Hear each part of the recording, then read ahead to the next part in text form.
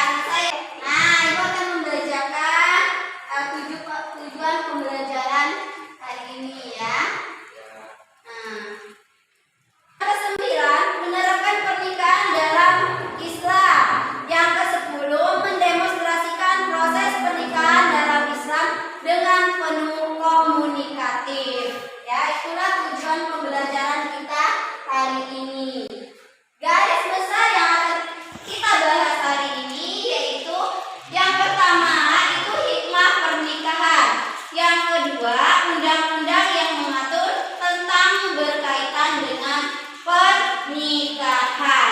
Di antara masalah dan hikmah menikah adalah himayah menjaga masyarakat dari tersebarnya perilaku-perilaku buruk, perilaku-perilaku menyimpang dalam masyarakat, dari tersebarnya zina, dari tersebarnya perselingkuhan dan sebagainya, dari hubungan-hubungan yang tidak sah, yaitu dengan cara ini. Maka apabila ada sebuah masyarakat atau sebuah negara, sebuah rakyat yang rakyatnya benci menikah atau anti dengan menikah, dapat ketahui di situlah tempat paling baik yang sedang terbuka kepada zina.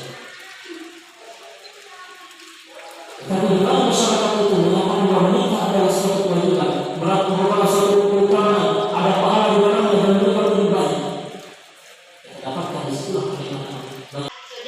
Sudah diamati videonya? Sudah. Ya.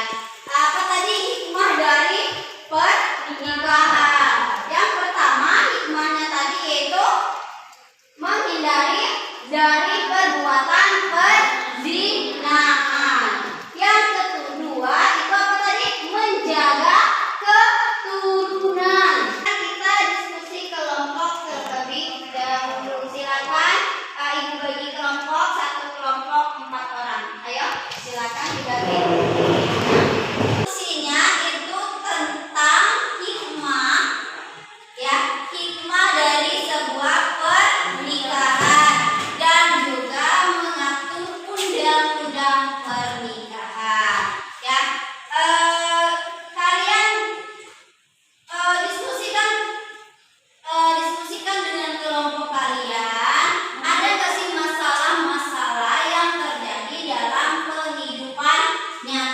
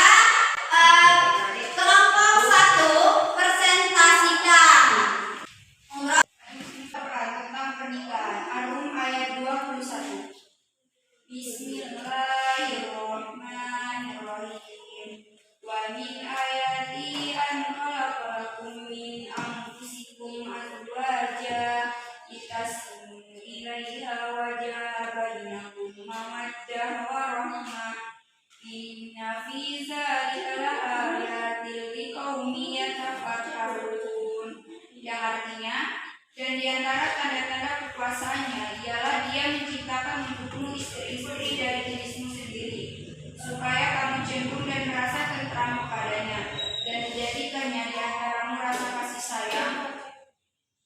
Sesungguhnya pada yang demikian itu benar-benar terdapat tanda-tanda bagi kaum yang berpikir. Quran Surat Ar-Rum ayat 21. Yang pertama, lahirnya Undang-Undang Perkawinan Nomor 1 tahun 1974 merupakan usaha pemerintah yang wajib dipatuhi untuk menjamin hak dasar manusia. Hak dasar manusia dalam mencapai kebahagiaan di dalam institusi bernama keluarga. Latar belakang dan tujuan akhirnya Undang-Undang Pernikahan Nomor 1 tahun 1974 terdiri dari 4 hal, yaitu membatasi dan bahkan menghapus pernikahan anak, membatasi poligami, membatasi hak sepihak dari talak yang semena-mena, membangun persamaan kedudukan suami istri. Ya, sudah ya. Nomor 1 ya, bahwa tadi